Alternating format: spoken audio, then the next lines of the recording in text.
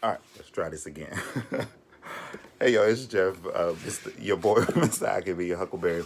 Um, come with you, coming back to you with another video. I did a video previous. I just changed my shirt. And let me know, comment if y'all see.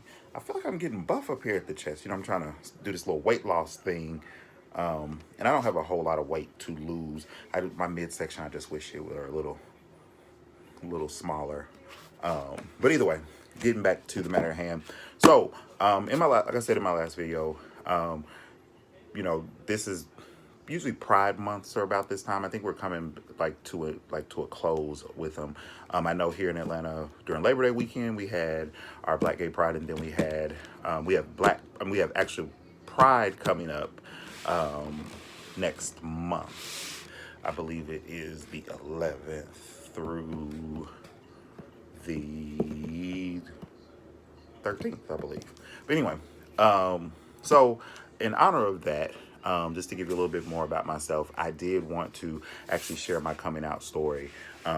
Please forgive me because this thing is a little low and I was moving my hand in the way. But anyway, so I wanted to give my coming out story because I'm sure there's somebody out there who either feels scared to come out, wants to come out, but hey, may need a little inspiration, may need to hear someone else's story to see how that thing, how it plays out for other people, or that just may be something you may be interested in, because I don't ever want anybody to speculate.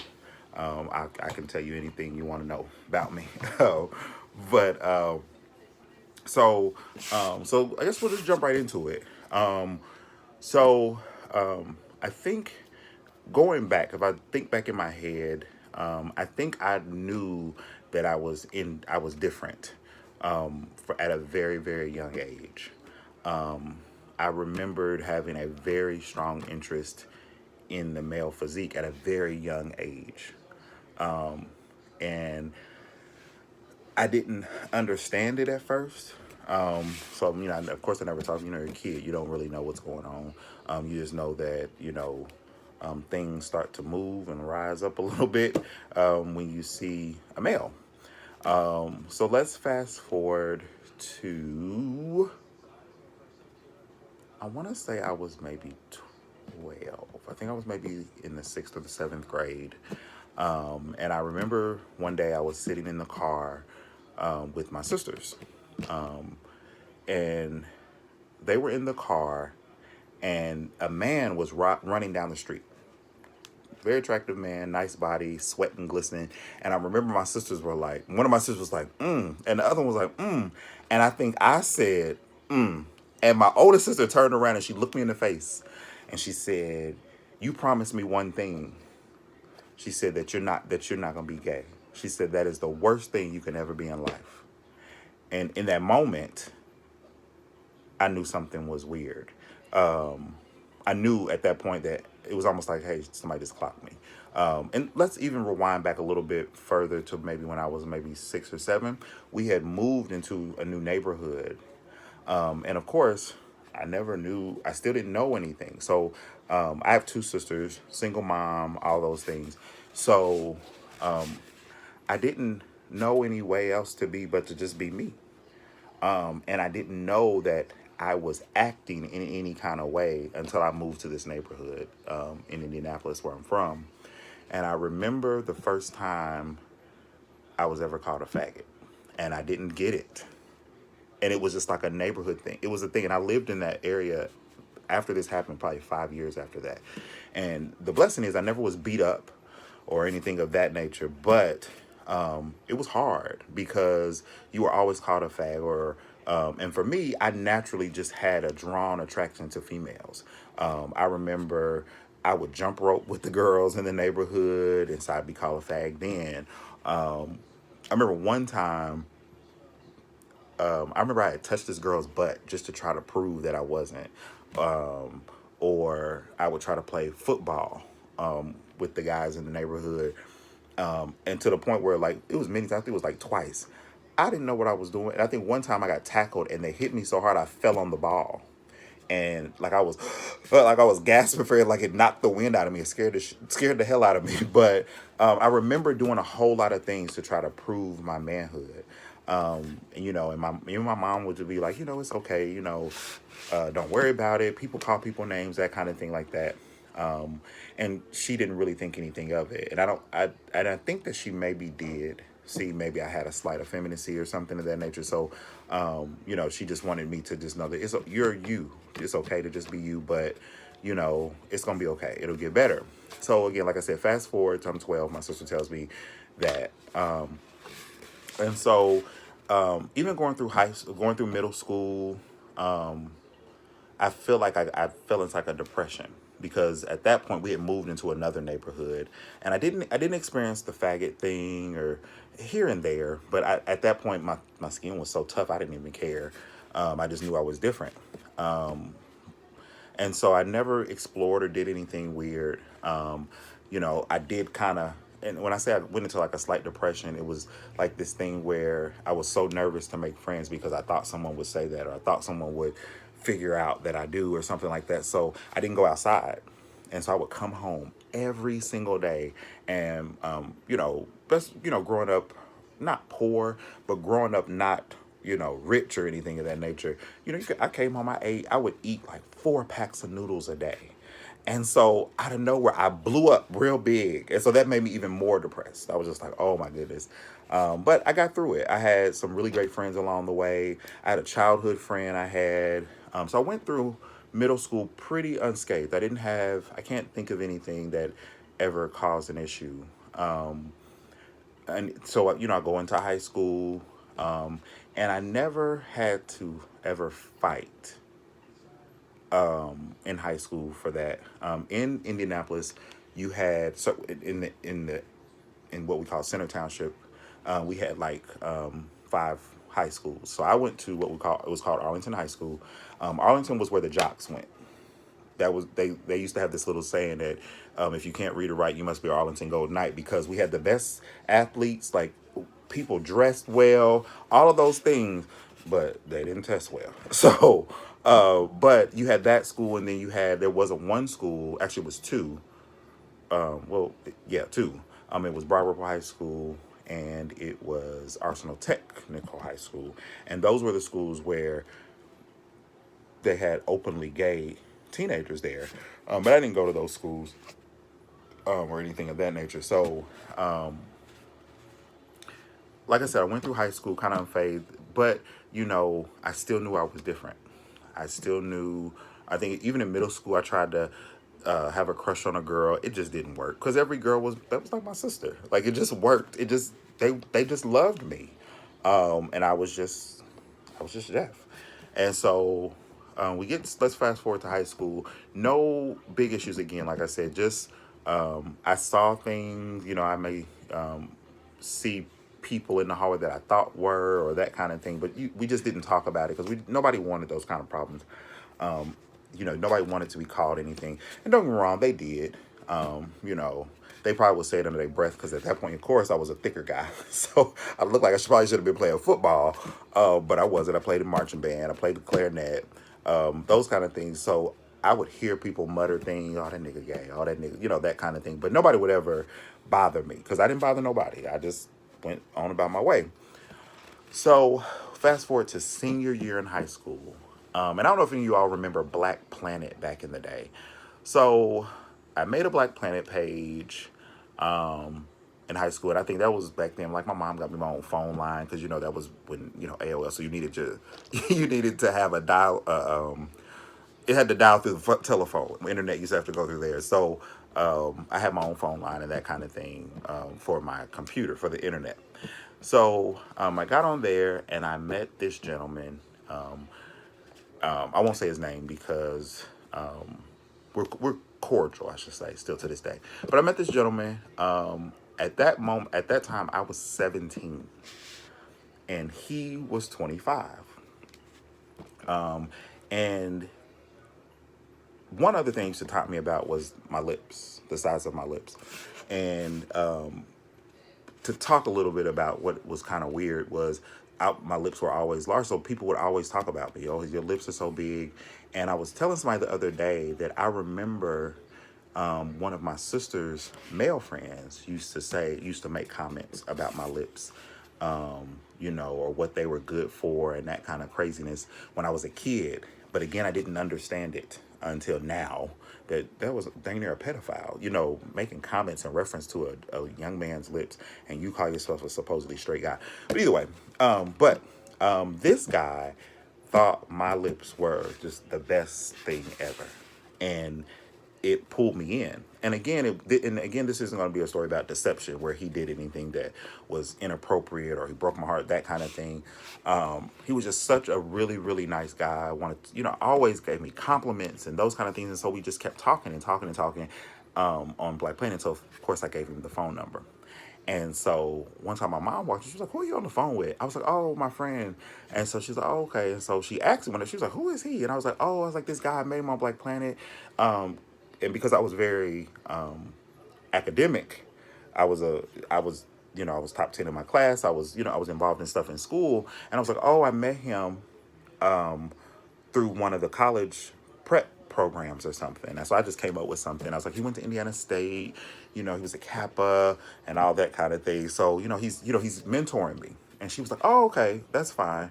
So I was like, "Okay." So we kind of got past that piece. And so probably the second part of my senior year, my mom got me a car and like my little hoop ride.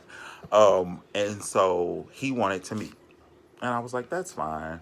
And so he's like, "Well, you can come to my house." Well, back in the day, the area where he lived in was still up and coming, but it wasn't trashy. It was out off of a fort. Oh, well, I think it's still active, actually, Fort Harrison in Indianapolis. And he had a house and a dog. And so I went to meet him and, like, beautiful home, all of those things. And it happened. So, and not to be too graphic, but we didn't even have intercourse and it was over. Like, it was like, he was like, "Oh my goodness." I was like, "Yeah, I'm a virgin." So, I then again, it wasn't it was no sexual intercourse on that particular meeting.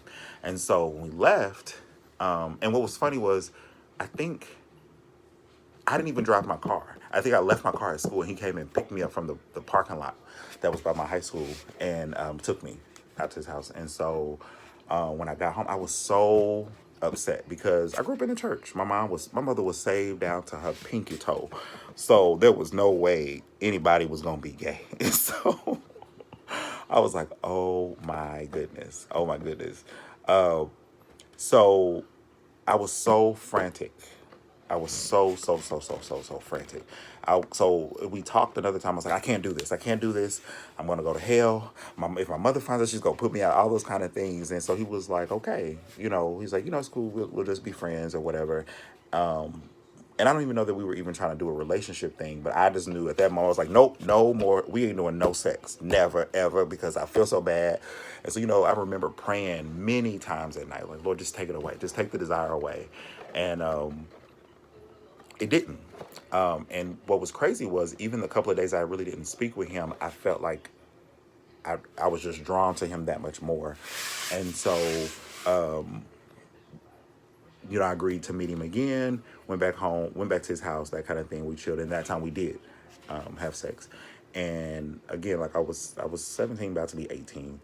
And so when that happened, like, I think both of us, we kind of drew closer to one another. Me, I don't think my feelings were attached, but I just really enjoyed being around him because he just made me feel like I was the best thing ever. You know what I'm saying? I was the most attractive thing to him ever. And so I was so happy about that. And so I think my 18th birthday was coming up in June. I graduated, 18th birthday was coming up. So we were still having conversation, and he says, "I want to take you to Chicago."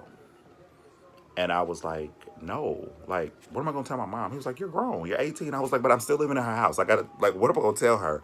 Mind you, she didn't know. I hadn't told her. So he was like, "Man, I don't know that this is gonna work because, you know, I'm liking you, and I don't think so." So we ended up, parting ways and that kind of thing. And of course, through life, I had more experiences. I need to stop moving my hands in front of the screen. we have more experiences, on that kind of thing. So we'll fast forward to I'm out of high school. I went away to Purdue. I was there for about a year and a half. I had one encounter with someone up there, but it wasn't any sex or anything like that. So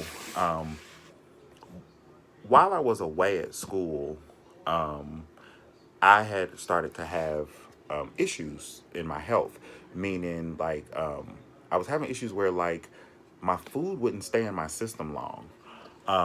And so I remembered I had discussed it with my sister and my mom, my older sister and my mom, and I was just like, I don't know what's going on. I have to go to the doctor. I was like, I think I may have Crohn's. And I only came up with that because I worked at like a little place on campus with this girl who had Crohn's. And so I felt like that my symptoms were very similar. We went to the doctor, and what it was, the doctor was like, you're consuming too much dairy product. Well, I was, because I worked in this little store, and they would have like nachos and sour cream. And the thing is, when I would run out of, like, we called them, they were like dining bucks, where we would buy stuff at the store. When I would run out of that kind of stuff, and it wasn't time to eat, or if I was out of meals or something like that, I would go there, and you could get free food because our big managers didn't work, so they would slide like nachos or sour cream and the pizza, because we would get pizza from Papa John's. So you could buy it by the slice. So the day old pizza would go at the bottom. So they're like, oh yeah, you can come and get a slice, come get you a day old pizza, or not a day old pizza, but just an old pizza, because it was delivered I think it was like every 2 hours or something like that. So I would come and do that kind of stuff. And so that was what it was. I came home from Purdue, going to IUPUI, and I actually, when I came home, I actually went to live with my cousin, and everything was good there. And then I came out to her, and she kept my secret, even though her and my mom were really, really close. She kept my secret, and then I met the first guy I ever fell in love with, and that's another story for a different day. But anyway, so he would come and he would spend the night with me at my cousin's house, that kind of thing.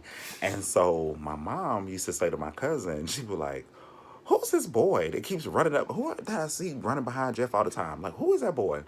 And so my cousin was like, she's asking about who that is. And I was like, oh, okay. So one day I went over there and he was with me, and I was like, oh, this is my friend, so and so, so and so. And she was like, oh, okay. And I was like, oh yeah, we went to high school together, because we did.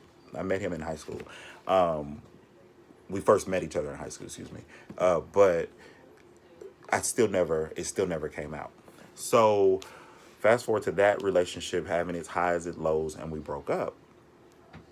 I was headed home from work one day. I remember I was picking up like chips and salsa, or I was picking up something from the store. But that morning, I was talking to my cousin before I went to work, and I said, hey, I think I'm going to have to tell Mom. And she was like, what? I said, I think I'm going to have to tell her. I said, I'm not living in her home. I'm quite self-sufficient now, so I'm not concerned about if she even turns her back, because, I take care of me. Like, she's not taking care of me and that kind of thing. She was like, yeah, I think that would probably be good. Not realizing that my mom had probably had conversation with my cousin, or that kind of thing. But she was like, yeah, that'd probably be okay. She was like, just let me know if you need me to be there. I was like, that's fine. And I wasn't even expecting to do it that day. So I'm in the line at Walmart buying my stuff, and my little cell phone rings, and my cousin calls, and she's like, Jeff. And I was like, what? And I could hear my mom in the background, and I remember it like it was yesterday. She's crying like somebody had died. And I was like, what is going on? I was like, what's wrong with her? And she's like, you remember what we talked about earlier? And I was like, yeah. She was like, you need to come and talk to her and tell her.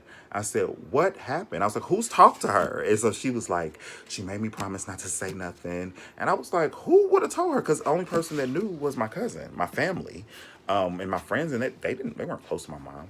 And I don't even think I think I came out to them, but my friends that, that I still are friends with to this day, they would have never told her.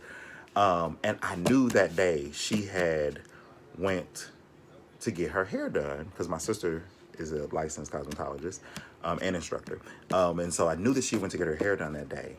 And when she said she made me promise not to tell, I said, the only person she talked to is, my sister. And so, and just to give you a little hindsight, it's my oldest sister, the one that told me that's the worst thing I could ever